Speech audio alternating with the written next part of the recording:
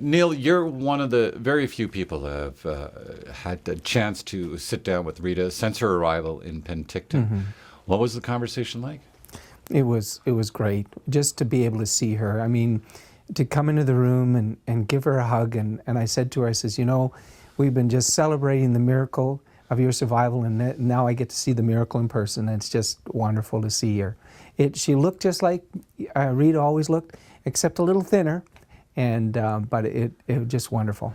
Paint me a picture. Was she smiling? Was she sitting Oh upright? yes, yeah. She was sitting on the edge of when I came in the room. She was sitting on the edge of the bed, and then when I came in the room, she got up and stood up, and we embraced, and then had a chance to talk about her story a little bit.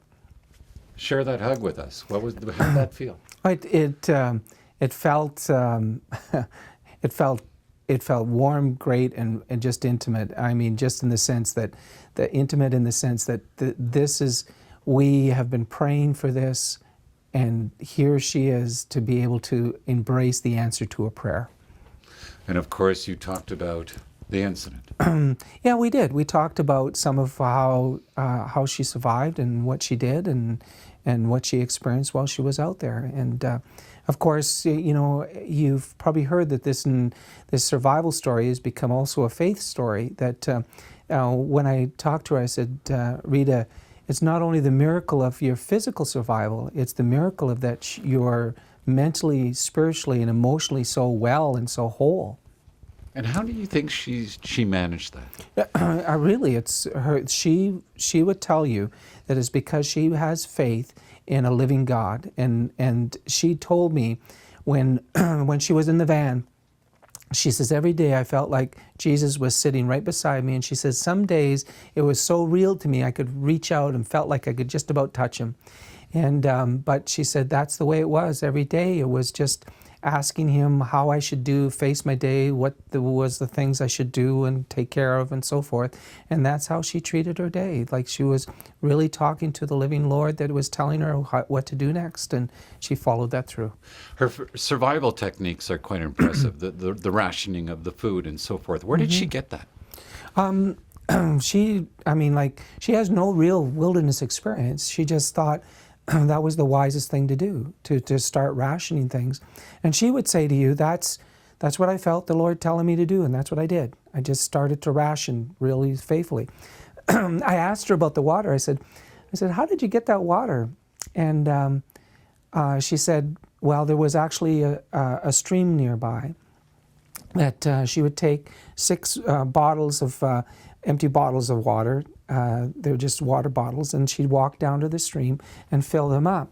And I said, and what was it like? Well, she says, I had to let them sit for a while so all the sediment would fall to the bottom and it would be all dirty on the bottom. And when I had a little bit of food, she says I did that every 3 days. I filled up 6 bottles every 3 days. Then after I had no food, she says I had to go every second day to get water. And I had to be very careful because of what she had to do. And she said to me, and then she got back to the van with the water, and I said, were you concerned about things like beaver fever stuff? And she said it did cross my mind, and but I prayed the Lord would protect me. And I says, did they test you for that? She says, I have nothing. She said they tested me and there's no signs of anything. Did she ever lose hope that she would never be found? She told me that she prayed. Well, let me back up. When I told her today, I said to you, did you get a chance to hear what the rescuers said? She said, no. She said, I said to her, so, well, what happened is that they took a wrong turn. And the guy that was leading didn't go to the road that he was supposed to go, and he took a wrong turn. And she said to me, she says, you know what? She says, I asked the Lord that she would allow somebody to take a wrong turn to find me, because it was a wrong turn that got us here. And that's how come we ended up here. And I thought, the only way anybody's going to find us is if they take a wrong turn. And I says to her, I says, isn't it great to hear that someone took a wrong turn and you answered your prayer in that?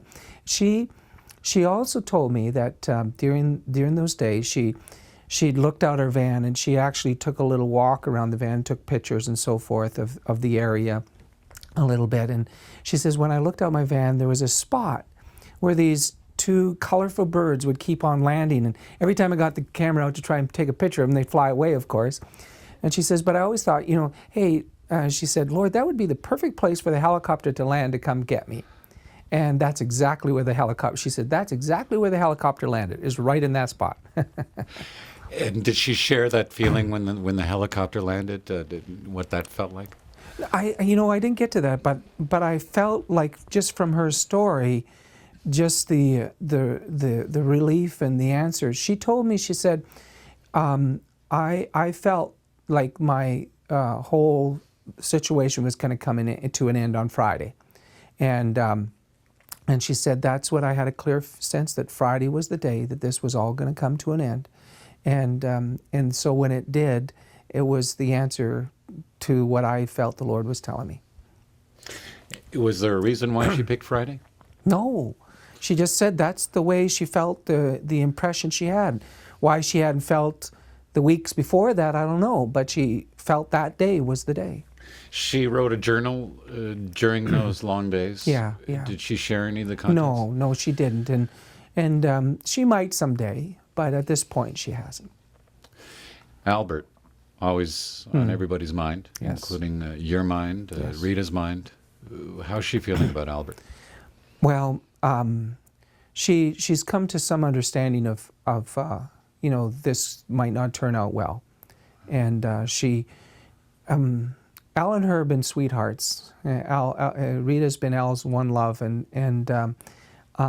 he would do anything for his wife, and she has a sense that when she was in that van, that after so many days of him not returning, he would have returned to her if he had all at all could possibly return. So there was some sense already that she might have lost him.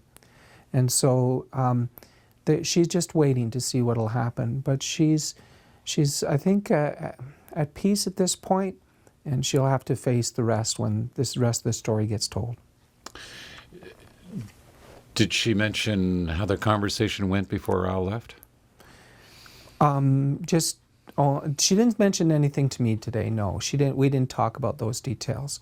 It's just what I know, that she had talked about details of what route he was going to take and so forth. But as far as the intimate part, she hasn't shared that. The international spotlight is on her. You've talked to every type of media. When do you think the public will get to hear from Rita? I don't know. I sort of asked that question a bit today, and her Raymond and her will make that decision probably in the next few days, or this week, or at first of next week or something. Always something positive to take from a negative situation. Mm-hmm. What do you think it is from this story? I think, what I thought of is all of us go through wilderness experience in our lives where we find ourselves alone, facing some of the hardships of life. And the lesson in this story is that here's a woman who faced probably one of the most amazing wilderness experiences, where she's all alone for 45 days by herself. 48 days in total that she was there, but Al didn't leave until the 22nd. And she faced that wilderness experience all alone. But she would say, never alone, always with my God. And so for all of us who look on it, we all recognize that we might face one of those wilderness experiences. We might not be lost out in the boondocks, but we might get cancer, we might be in an accident, we might, lose a loved one and stuff. All of us face those horrendous things in life. And to hear somebody and how they did it gives us a new faith, and that if someone like Rita can to make it through and hear the faith that she had, there's a story there for all of us to hear. Neil, thanks for doing this. Okay. Thanks, Kelly.